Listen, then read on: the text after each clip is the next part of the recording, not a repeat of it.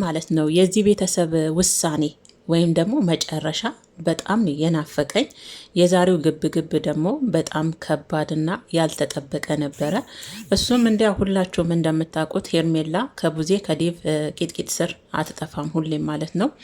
ዛሬ እንግዲህ ያው ከነሱ ከነሩታ ቤት ተገኝታ ነበረ። ያው መጨረሻ ላይ ትናንትና ቪዲዮ ይቀጥላል በሄርሜላ ዩቱብ ቻናል ብያችሁ ነበረ፣ ቀጥሏል ማለት ነው። እዛ በመገኘቷ እንግዲህ ቡጥቡጥ ፈጥሮ ነበረ። ኤፍሬምም ውጪ አንቺ ምን ትሰሪያለሽ እዚህ ቤተሰብ ውስጥ? አንቺ ለአንዴና ለመጨረሻ መውጣት አለብሽ፣ አብርሽም ቢሆን አይፈልግሽም በማለት እንግዲህ ቡዜም እንግዲህ ተደርባ አንተ ራስን መውጣት አለብህ በማለት እንግዲህ ዴቭንም አንቃው ዴቭ አልኩኝ ኤፍሬምንም አንቃው ይዛ ነበረ። ሰላም ጤና ይስጥልን ውድና የተከበራችሁ የኔ ምርጥ ቤተሰቦች እንደምን አመሻችሁልኝ? ያው 12 ሰዓት ሊሆን ነው ብዬ ነው። ሰላማችሁ ጤናችሁ በያላችሁበት የዓለም ዳርቻ የኔ ከርታታ እህቶቼ ማለት ነው ሰላማችሁ ብዝት ይበልልኝ። ቅመሞችዬ እኔ ጋር ሁሉ ሰላም ሁሉ መልካም ነው፣ እግዚአብሔር ይመስገን። እንግዲህ ትናንትና ያው ጭራቸው ሁሌም ከነሱ ስራ አትጠፋም። ለካ እሷን ቤት አስቀምጧት ነው የመጡት። ምክንያቱም አንደኛ ኦዲየንሱም ያው እየተናገረ ነው ጉዳዩ የቤተሰብ ጉዳይ ከሆነ ያቺ ከስር ከስር ሱክ ሱክ ምትለው ምን ትፈልጋለች እያሉ እንደውም እኔን ጨምሮ እያልኩ ነበር። እሷ ካለች ያው ነገሩ ሩታም ሩታ ናት። እሷን ስታይ ብልጭ ነው የሚልባት። እውነቷን ነው። ያውም ደግሞ ልጅቷ አይናውጣ ናት። አብርሽን ፍለጋ እነሱ ቤት አስቀምጠዋት ነው ለካ ቡዜና ኤፊ ቡዜና ዴቭ የመጡት።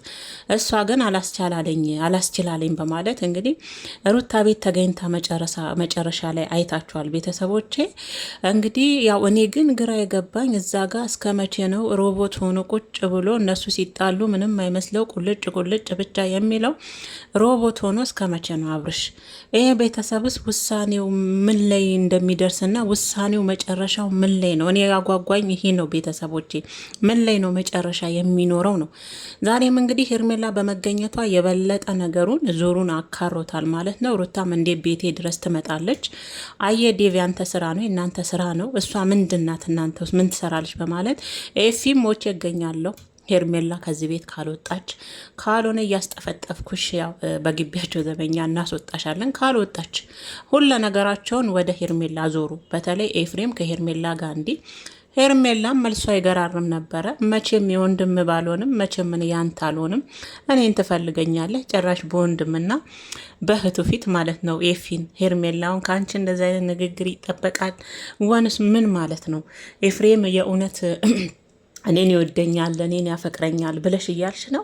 ይሄ ቤተሰብ ውስጥ ራሱ የሚዘራው ነገር ምን እየዘራሽ ነው? ዴቪስ የምትናገረው ንግግር ራሱ ምንድን ነው? ወንድም ላይ ጥላቻ ካለብ፣ ወንድም ላይ ቂም ካለብ፣ ያላለቀ ያልተፈታ ነገር ካለ ለእኛ ንገረን። ምን አይነት ንግግር ነው ዴቪስ? ሁለት ወንድማማቾች መሀላቸው ላይ በለጠ። እንደ አሁንስ ምንም አልሆኑም። ምናልባት አብርሽ እዛ ጋር ሮቦት መስሎ ቁጭ ስላለ ቁልጭ ስላለ የሆነ ነገር ግን ከአንተስ እንደዚህ ይጠበቃል ዴቭ? አንተም ወንድማቸውን እንደምትለው መቼም እኔ እኮ እጠረጥራለሁ። አሁን መጠርጠር ጀምሬያለሁ። ዴቭን እየጠረጠርኩ ነው። ምናልባት እንደሚባለው የቡዜ ባል ትሆን እንዴ ዴቭ? መቼም ወንድም በዚህ ልክ እንደዚህ አይናገርም። ትናንትና ምኮን አይቻለሁ። ከአብርሽ ጤንነት የበለጠ ለዳኒ ምን ብለን እናወራለን ብለን ስለ ዳኒ የምታወራውን ነገር ነበር ዴቭ ስትጨነቅ የነበርከው። አሁን ደግሞ ወንድማማቾች መሀል ላይ እንደዚህ አይነት ንግግርስ አስፈላጊ ነው? እንደው ኤፍሬም አብርሽ ላይ ምን አይነት ቂም ይኖረዋል? ምን አይነት ጥላቻ ይኖረዋል? ምን ነው መጨረሻው ዘመን ነው የደረስነው እንበል በእናንተ የሚል ቃላቶች የምትናገሩት ምንድን ነው? ወንድም በወንድሙ ላይ ይነሳል አይነት ነገር እንደሚባለው እንደዛ አይነት ነገር ዴቪስ አንተ የምትፈጥረው ንግግር ምናምን ምንድን ነው? እሱ ሄርሜላ ማየት አልፈለገ ምንም ጉዳይ ኑሮ ምንም ችግር። መቼም ትናንትና የወንድሙ ፍቅረኛ የነበረችን ሴት ኤፍሬም ይፈልጋታል፣ ይወዳታል፣ ያፈቅራታል ከአብርሽ ላይ ሊቀማ ነው ቢባል ይሄ እኔ እንጃ። ለቤተሰብ ጋርም ሄዶ አስተዳደግንም ይጠይቃል።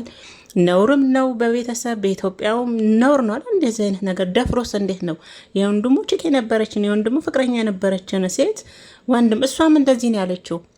የወንድምህ እንኳን ባልሆን መቼም ያንተ አልሆንም እያለች ኤፍሬምን እዛ ጋር ኤፍሬም ልክ ሄርሜላን ከአብርሽ ነጥቆ የሚፈልጋት አይነት ነገርና ለእሷ ፍቅርና ስሜት ያለው እንደሚመስል ሌላ ቦታ ሄዶ እንደዚህ አይነትን ብዥታ እንዲፈጥር ነበር ሄርሜላ ስትናገር የነበረውና ከእናንተም የማይጠበቅ ንግግር እየተናገራችሁ ነው። እንደገና ደግሞ ሩታ ቤት ድረስ ራሱን መምጣቷ ሄርሜላ አይናውጣነት ነው። እነሱ እዛ ጠብቂን ያሉት ምናልባት ይሄን ግርግርን ፈርተው ይሆናል።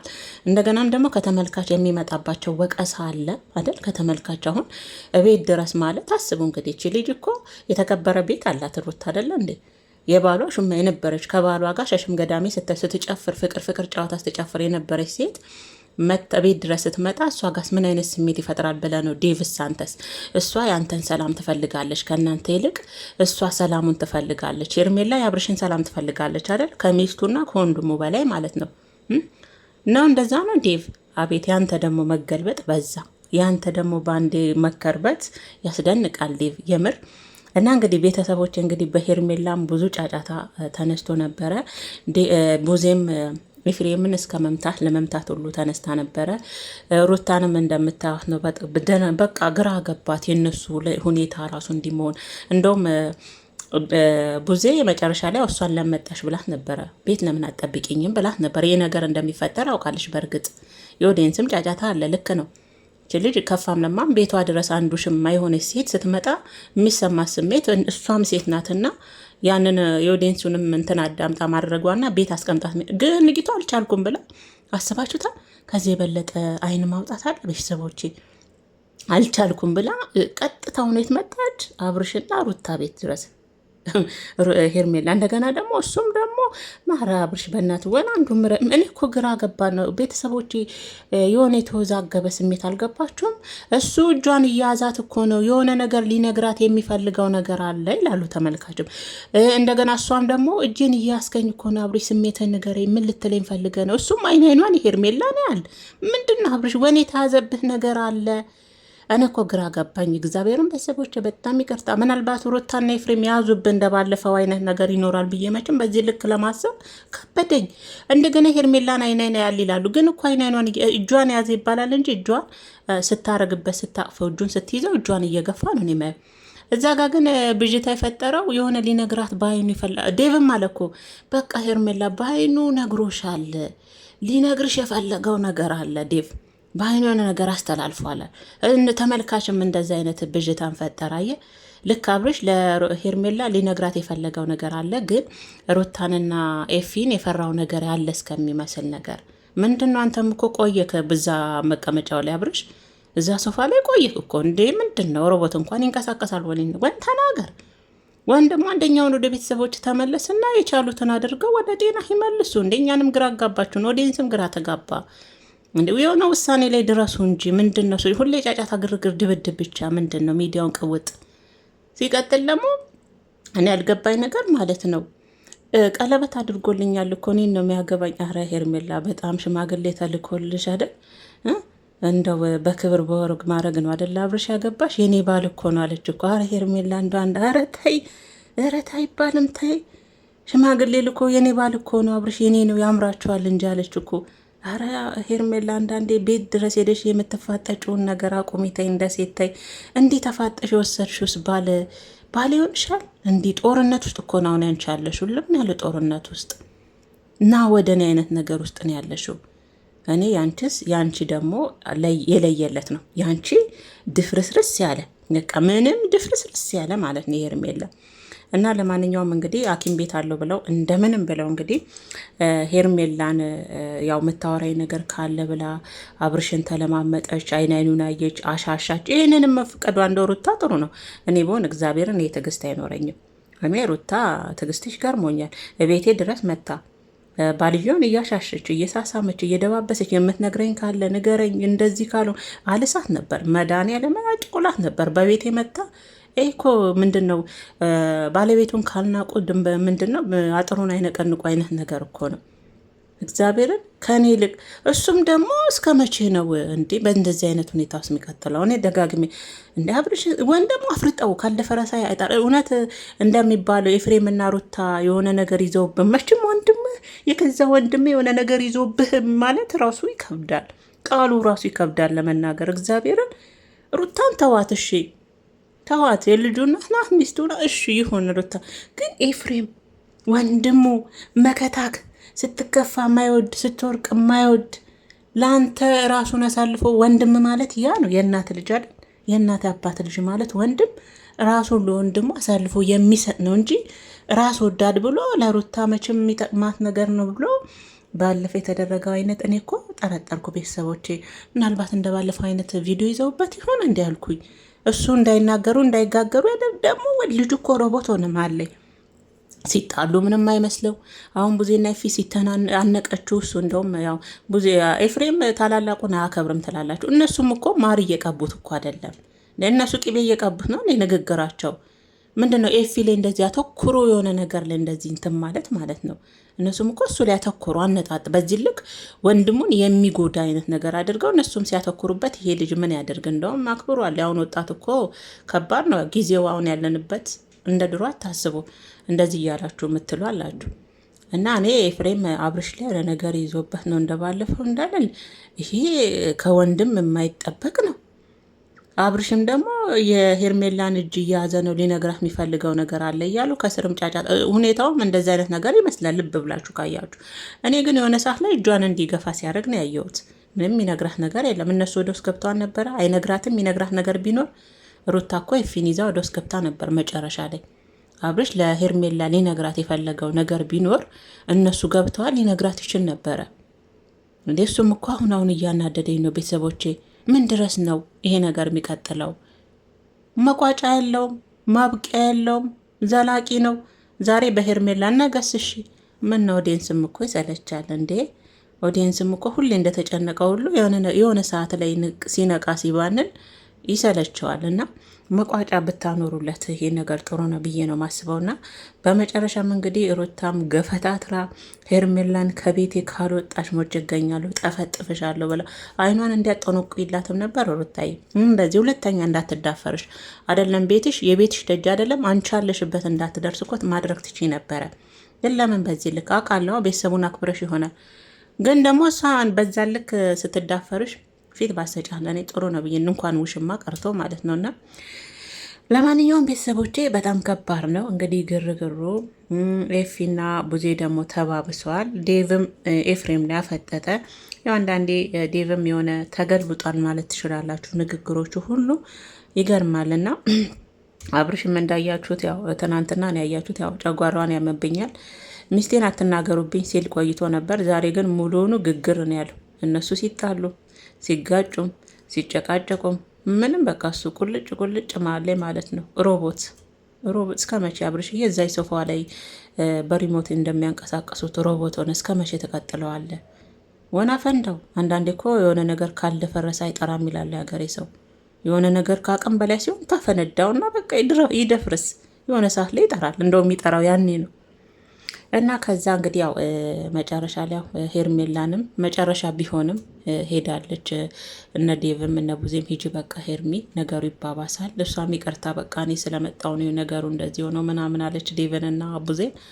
ከዛው ከእናንተ የሚያመልጥ የለመችም ቅመሞች እየመችም የእነሱን አምጥቼ ደግሜ አልነግራችሁም። እና እሷም ሄዳለች። እነሱም እንግዲህ ሐኪም ቤት ከሩታ ጋር ከኤፍሬም ጋር ቡዜ ዴቭ አብርሽ ሆነው ሐኪም ቤት ቀጠሮ የምን አይነት ሕክምና ቀጠሮ እንደሆነ ባይገባኝም ቀጠሮ አለው ብለው እንግዲህ ያው በዚህ ተለያይተዋል ማለት ነው።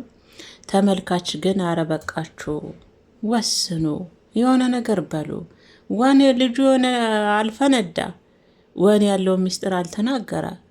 የሆነ ሚስጥርም አለ ቤተሰቦች፣ ግድ የላቸውም። የሆነ የታፈነ ሚስጥርም አለ። ያ ሚስጥር ግን መቼ እንደሚፈነዳና መቼ እንደሚለይለት አላወቅንም እንጂ የሆነ ሚስጥር አለ። እና ግን አንዳንዴ ኦዲየንስ አክብሮና ወዶ ፈቅዶን ሁሌ የምላሉ ስለማያችሁ ብቻ ይህንንም ተመልካች አታስጨንቁት። አሁን አብርሽ ባለበት ሁኔታ ብዙዎች ይጨነቃሉ። እግዚአብሔርን እንደ ሰው የአንድ ሰው ህመም እናንተ ጋር ሊያስጨንቃችሁ ሰው መሆን ብቻ በቂ እኮ ነው። የእሱ ሁኔታ ደግሞ ያስጨንቃል። ስታዩት አይከብድም? እግዚአብሔር አይከብድም? ሁኔታ ያለበት ሁኔታ ስታዩት ሰው ሲጣላ ዝም ብሎ ቁልጭ ብለናይ ከሆነ አይጋገር አይናገር። የሆነ ሰዓት ብቻ የሆነች መርዝ የሆነች ነገር ይናገራል። ትናንትና እንደሰማችሁት ሚስቴን አጨቅጭቁብኝ በቃችሁ አትጩባጭ ጓራን መልሶ ደግሞ እሱ የሚናገራቸው ንግግሮች ከነሱ የተሞላ ይመስላል።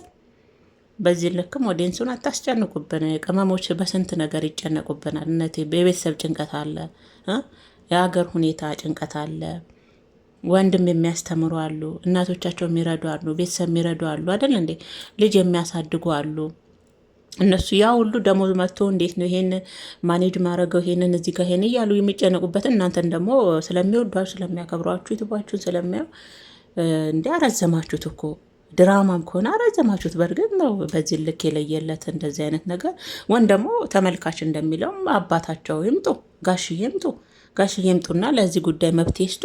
ከዛ ኦዲየንስን የሚገላግሉ ልጃቸውንም ሆነ ይዘው ወደ ቡታጀራ ሂዱ አይደል? ቤተሰብ ምን ትላላችሁ? እግዚአብሔርን ወን አብርሽን ይዘው አባትየው መጥተው ወን ወደ ቡታጀራ ይዘው ሄደው ወን የሆነ ጸበልም ቢሆን የሆነ ነገር እንደተባለ ያድርጉና እንደው ከተኛበት ይንቃልን። እንደው እኛ ውስጥ ልጁ እኮ ተኝቶ ቀረኮ፣ ቤተሰብ ተኝቶ ቀረኮ።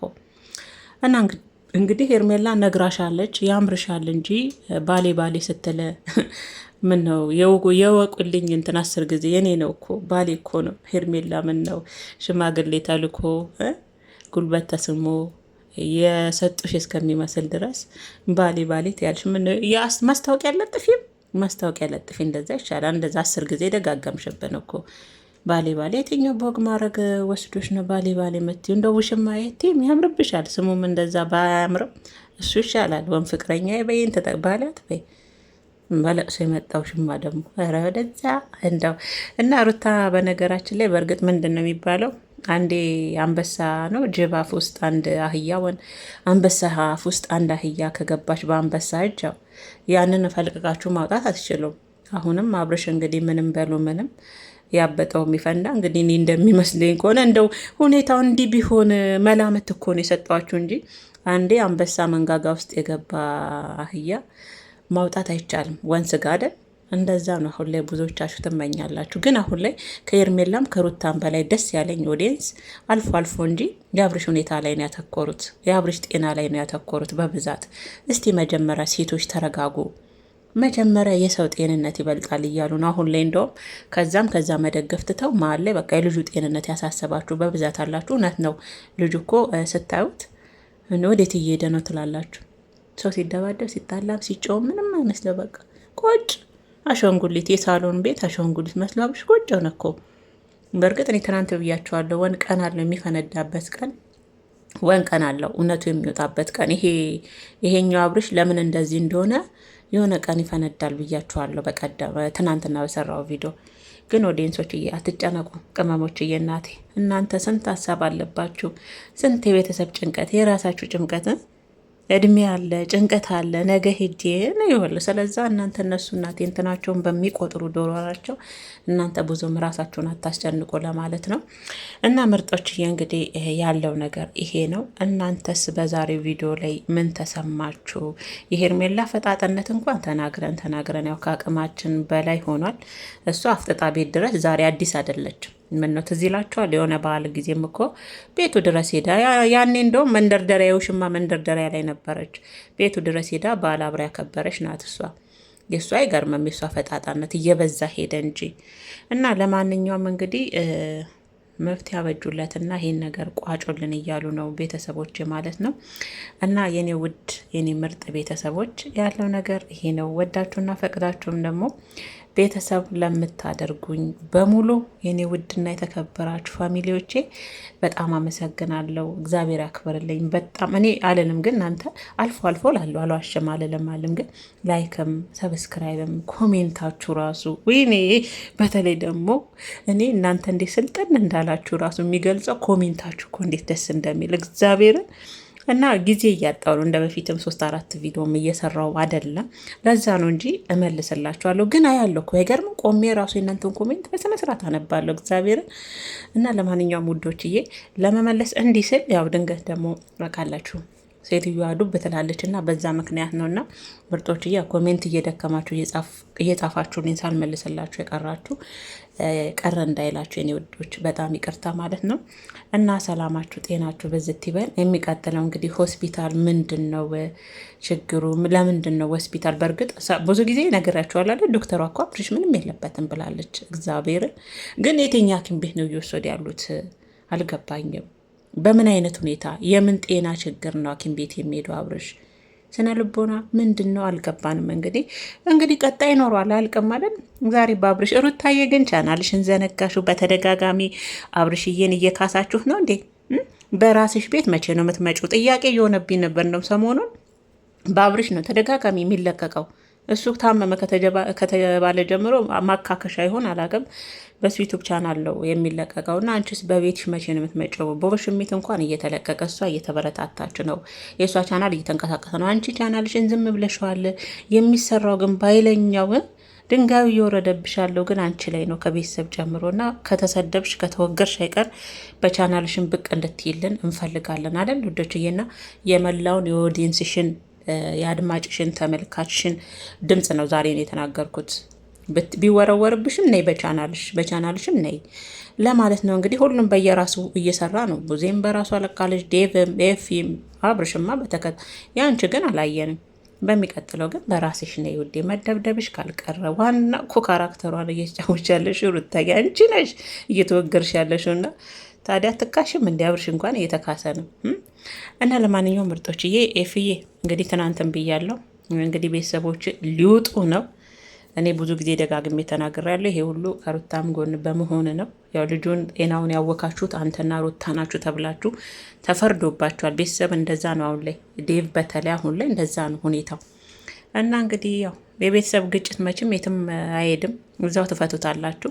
እና ወዶች እየሰላም